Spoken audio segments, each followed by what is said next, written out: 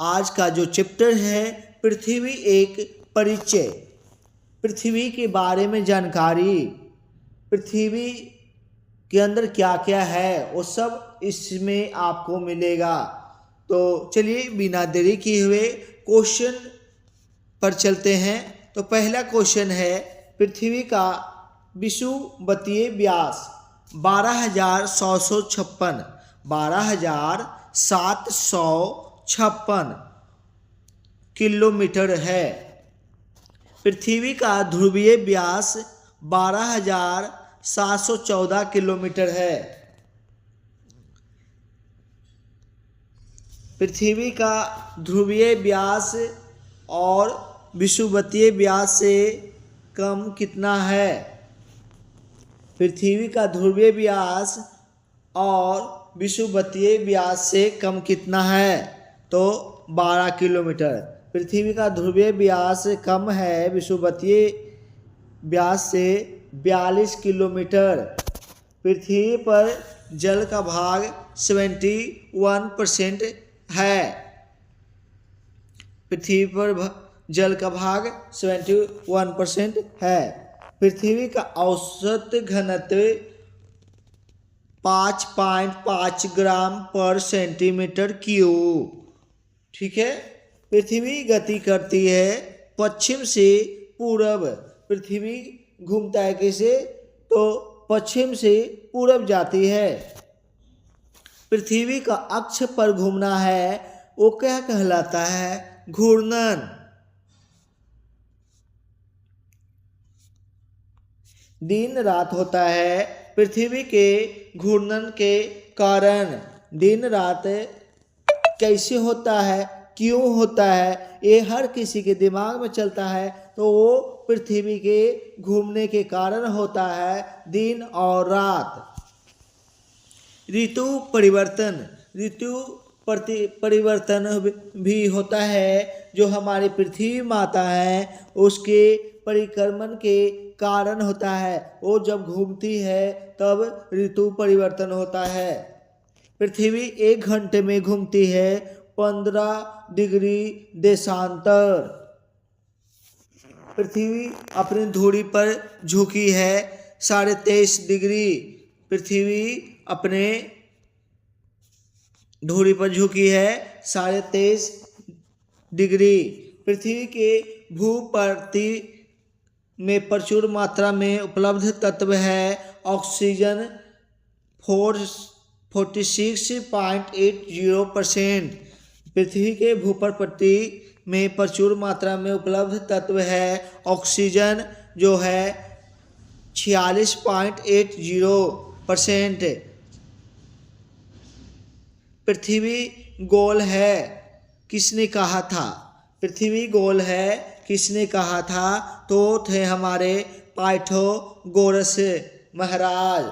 पृथ्वी की सतह के नीचे का द्रवीभूत शैल कहलाता है मैग्मा। पृथ्वी तथा सूर्य के मध्य अधिकतम दूरी 4 जुलाई को होता है। पृथ्वी तथा सूर्य के मध्य अधिकतम दूरी 4 जुलाई के होता है। मतलब देखिए यहाँ पे इस क्वेश्चन में है कि पृथ्वी तथा सूर्य के मध्य अधिकतम दूरी होता है 4 जुलाई को। लेकिन पृथ्वी से सूर्य जितनी अधिक दूरी पर रहती है लेकिन उसी समय गर्मी रहता है। सोचिए दूर भी रहता है लेकिन जो नहीं पढ़े लिखे लोग रहते हैं गांव देहात में वो समझते हैं कि गर्मी इसलिए आता है कि पृथ्वी के नज़दीक सूर्य आ जाते हैं। लेकिन नहीं, ऐसा बात नहीं है। जिस समय गर्मी रहता है, ज़्यादा गर्मी रहता है, उसी समय सूर्य पृथ्वी से दूर रहता है। हाँ, और ठंडा में नज़दीक आ जाता है लेकिन फिर भी ठंडा रहता। इसका वैज्ञानिक कारण है। ठीक है। तो चलिए आज ये डाउट कंप्लीट कर लीजिएगा क्योंकि बहुत पहले हम भी सोचते थे इस बात को। ठीक है ना। चलिए आगे बढ़ते हैं। पृथ्वी तथा सूर्य के मध्य निम्नतम दूरी पृथ्वी तथा सूर्य के मध्य निम्नतम दूरी 3 जनवरी को होता है, लेकिन इस समय ठंडी रहती है, जिसको कहते हैं उपसौर के दरमियान। और 4 जुलाई को 4 जुलाई को हो गया अपसौर के दरमियान। ठीक है, ये देखिए, ये पृथ्वी तथा सूर्य के मध्य अधिकतम दूरी 4 जुलाई को अपसौर के दरमियान। ठीक है, और न्यूनतम दूरी हो गया पृथ्वी तथा सूर्य के मध्य न्यूनतम दूरी 3 जनवरी को, जो कहते हैं उपसौर के दरमियान। चलिए आगे बढ़ते हैं।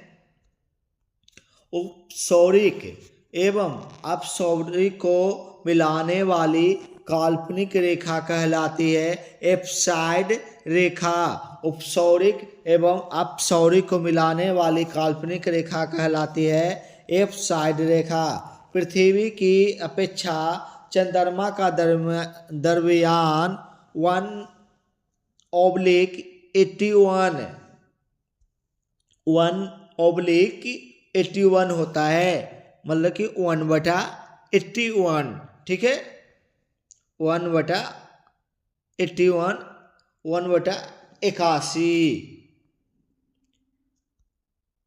पृथ्वी पर सबसे बड़ा हिमखंड अंटार्कटिका।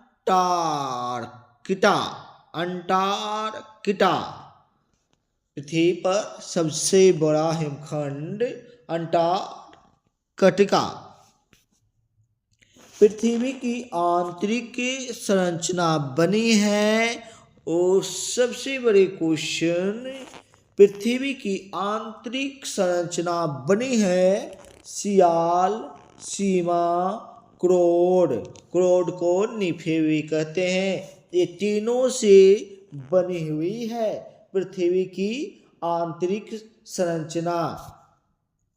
पृथ्वी की सबसे भीतरी परत को क्या कहते हैं? उसको कहते हैं क्रोड, जिसको और एक नाम है निफे। क्रोड बना हुआ रहता है। क्रोड बना हुआ किससे रहता है? लोहा तथा निकेल से। क्रोड जो बना हुआ रहता है लोहा तथा निकेल से।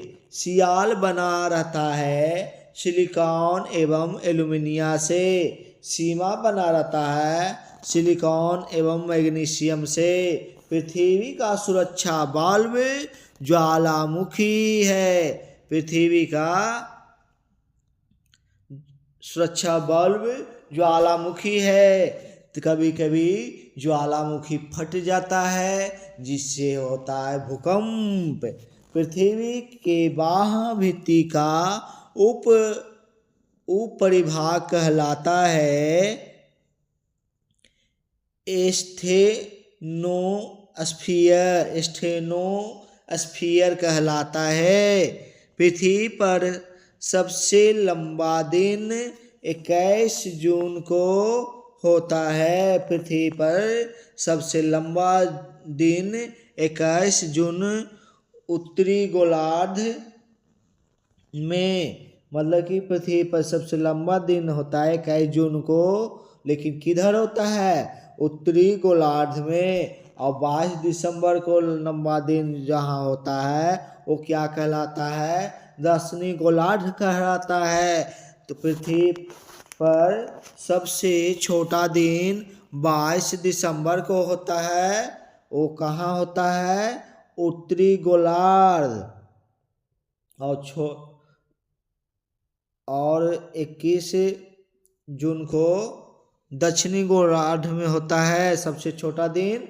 उत्तरी गोलार्ध को होता है 22 दिसंबर को, और दक्षिणी गोलार्ध में होता है 21 जून को। ठीक है, चलिए आगे क्वेश्चन। पृथ्वी पर दिन रात बराबर होते हैं 23 सितंबर एवं 21 मार्च को। मतलब दिन रात बराबर होता है 23 सितंबर एवं 21 मार्च को। चंद्र ग्रहण चंद्र ग्रहण होता है जब सूर्य भगवान और चंद्रमा भगवान के बीच हमारी पृथ्वी माता आ जाती है। मतलब सूर्य भगवान और चंद्र भगवान के बीच पृथ्वी माता आकर दीवार बन जाती है, तब होता है चंद्र ग्रहण। ठीक है, चलिए, और सूर्य ग्रहण कैसे होता है वो भी हम आपको बता देते हैं।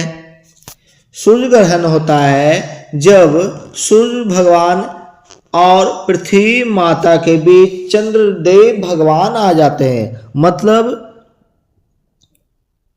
चंद्र ग्रहण में होता है क्या, सूर्य भगवान और चंद्रदेव भगवान के बीच पृथ्वी माता बीच में आ जाती है। सूर्य ग्रहण तब होता है जब सूर्य भगवान और पृथ्वी माता के बीच चंद्रदेव भगवान आ जाती है।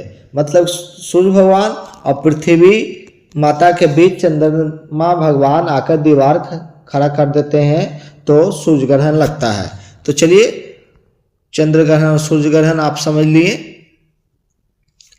अब अगला क्वेश्चन है, पृथ्वी से चंद्रमा का भाग कितना दिखता है? तो 57% दिखता है, 57% दिखता है। ठीक है, पृथ्वी से चंद्रमा का भाग दिखता है 57%। पृथ्वी की आयु ज्ञात की जाती है यूरेनियम काल निर्धारण विधि द्वारा।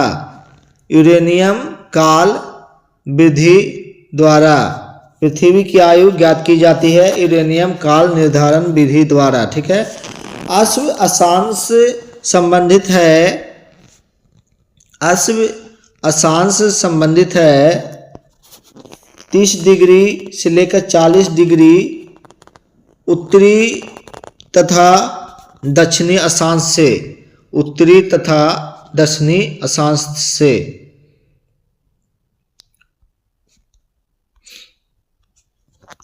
पृथ्वी पर अक्षांश तथा देशांतर रेखाएं 180 और 360 है। पृथ्वी पर अक्षांश तथा देशांतर रेखाएं 180 एवं 360 है। दो देशांतर रेखाओं के बीच की दूरी कहलाता है गोरे। दो देशांतर रेखाओं के बीच की दूरी गोरे कहलाता है। ठीक है, और चलिए, ठीक है,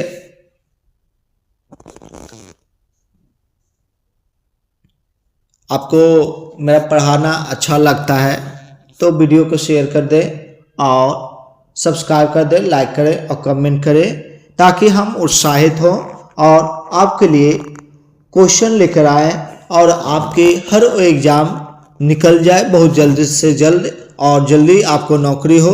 आप चाहे जिस नौकरी को लेना चाहें आप ले सकते हैं। ये क्वेश्चन वो हर एग्ज़ाम के लिए है, हर कंपटीशन एग्ज़ाम के लिए है। तो आप जिस नौकरी की उम्मीद रखते हैं वो जल्द से जल्द हो। आप बढ़िया से इसको 1 बार 2 बार 3 बार 4 बार पढ़ें और अपने दिमाग के पत्तरी पर छाप लें, ताकि आपके वो हर एग्ज़ाम निकले जिसकी आप तैयारी कर रहे हैं, जिसके आप हकदार हैं। तो चलिए, अंत में हम कहेंगे भारत माता की जय हो।